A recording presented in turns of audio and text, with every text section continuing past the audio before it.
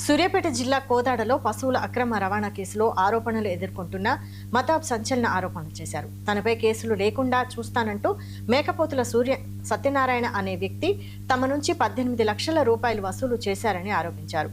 Chilukuru, Anantagiri police స్టేషన్లలో నమోదైన కేసులను కొట్టివేయించేందుకు సత్యనారాయణ మధ్యవర్తిగా వ్యవహరించారని బాధితులు పేర్కొన్నారు. డబ్బులు తీసుకున్నప్పటికీ పోలీసులు తమను రిమాండ్కు తరలించారని ఆవేదన వ్యక్తం చేశారు.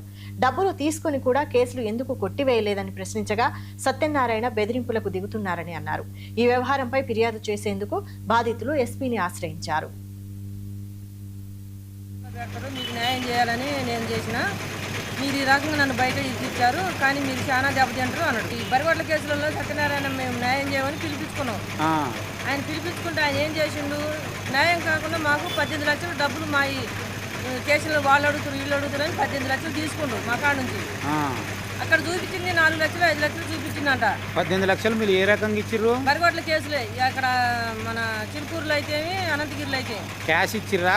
క్యాష్ ద్వారా కొంత ఇచ్చిన. నేను 5 లక్షలు నేను ఇచ్చిన ఇంట్లో కట్టిమ పైసలు ఫోన్ పేల ద్వారా కొట్టిండు మా బాబు అతనుగాడు. క్యాషే నేను ఇచ్చిన మాత్రం 5 లక్షలు ఇంట్లో నేను ఇచ్చిన కూర్చోబెట్టి.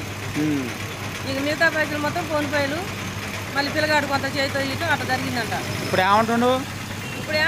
నేను మీరు ఎందుకు చేశారు, నీ కొడుకుని ఇరికిస్తా, నేను మళ్ళీ అన్ని స్టేషన్లలో ఇరికిస్తా. అయితే నాది రీసెంట్గా నాది చిలుకూరులో ఏప్రిల్ 28వ తారీఖున నాది ఇట్లా దొంగ కేసులు కేసు అయింది.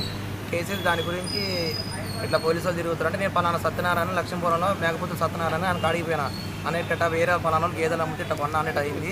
కొద్దిగా మాట్లాడమన్నా కొద్దిగా అంటే అయితే నేను మాట్లాడతా తమ్ముడు నేను చేస్తా అని చెప్పి ఆ రోజు మాట్లాడినాను లక్ష్మీపురంలో.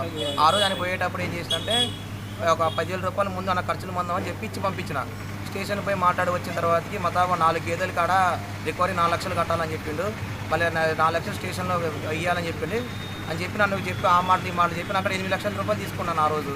అయితే 4 లక్షల రూపాయలు 4 గేదెలకి మరి గేదెకి 1 లక్ష రూపాయలు 4 లక్షలు పోలీసు వాళ్ళకి ఇవ్వాలి వాళ్ళకి వీళ్ళకి అని చెప్పి వాళ్ళు అడుగుతారు వీళ్ళు అడుగుతారు. నీకు పాత కేసులు ఉన్నాయిగా, నీ మీద 5 ఓడతారు 5 ఓడతారు అది ఇదని చెప్పి మాయ మాటలు చెప్పి ఆ మాటలు ఈ మాటలు చెప్పి 8 లక్షల రూపాయలు తీసుకు